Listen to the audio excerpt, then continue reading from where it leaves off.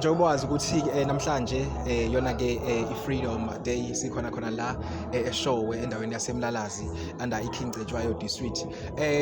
Emavikini adlule uma kuthi uyezwe eshowini yami ngangikhuluma nechomi yami uMama Ruth Mchunu okuyena ke esikutshela ngencwadi yakhe kabanzi.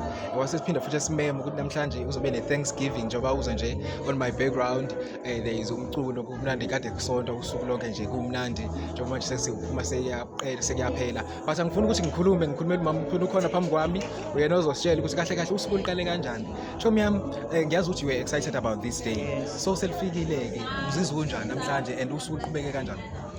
Ngiyabonga kakhulu ku-vibe ukuhamba nami lolu hambo njengoba namhlanje silontsha-ke incwadi kanti futhi nje kuyinkonzo yokubonga kakhulu uNkulunkulu ohambeni lwethu lonke njenge-family.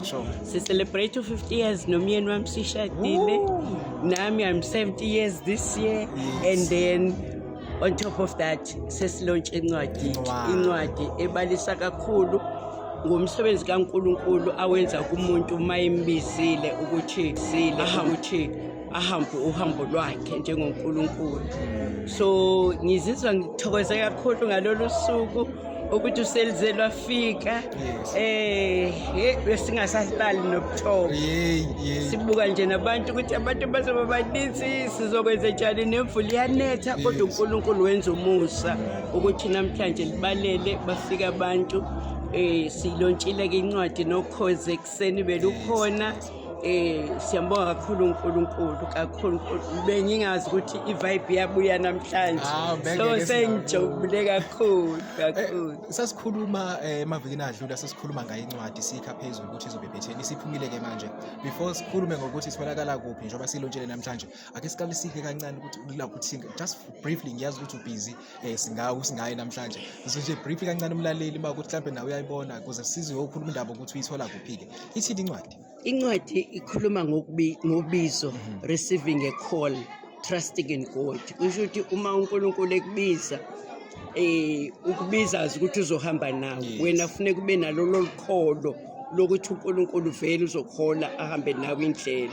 Then ulalele ngoba yenye into ebalekile ukuthi angathi uNkulunkulu esekubizile bese uzihambela. Qhubeka ulalela uNkulunkulu akuguide endleleni.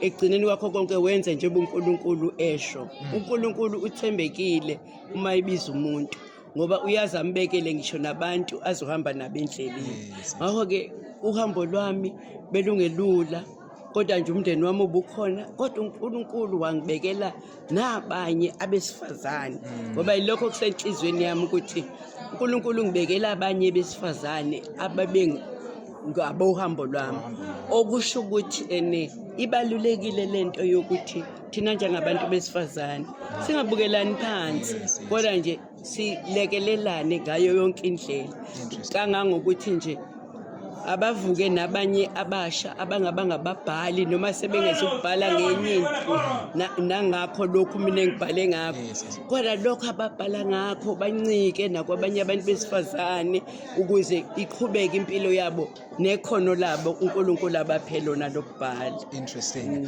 Ukhuluma ngokuthi umndeni has been here for you and also let's talk about usuku namhlanje iziphi izihambele sithi zikhona sizobungaza nawe ukuthi njengoba ulontsha incwadi celebrating milestone yomshado wakho, so abantu abathi abakhambele ukuthi uyabonga ukuthi bafikile bazokusabosa namhlanje kunabantu abaqhamuka idiocese yethu kuthiwa iDiocese of Zululand. Uma sikhuluma ngeDiocese of Zululand iqala phezulu eManguzi. Kukhona abantu abasuka le koManguzi abasuka eVryheid Paul Pietersburg kwehle njalo ngenkandla kuze kuyofika phansi othukela la igcina khona. Kanti khona nabanye abaqhamuka ngaphandle kwe-country njengabaseMozambique bakhona khona la nabo abayingxenye yohambo lwami. Alright, ngenxa yesikhathi ngoba siyabona abantu sebeyangena sekunalomsindo abantu bayithola kuphi incwadi and so on and so forth. Namhlanje nje nazi incwadi ziyatholakala ngo200 rand esayiniwe kodwa ke uAmazon sinayi link kaAmazon abantu abanga download khona i-ebook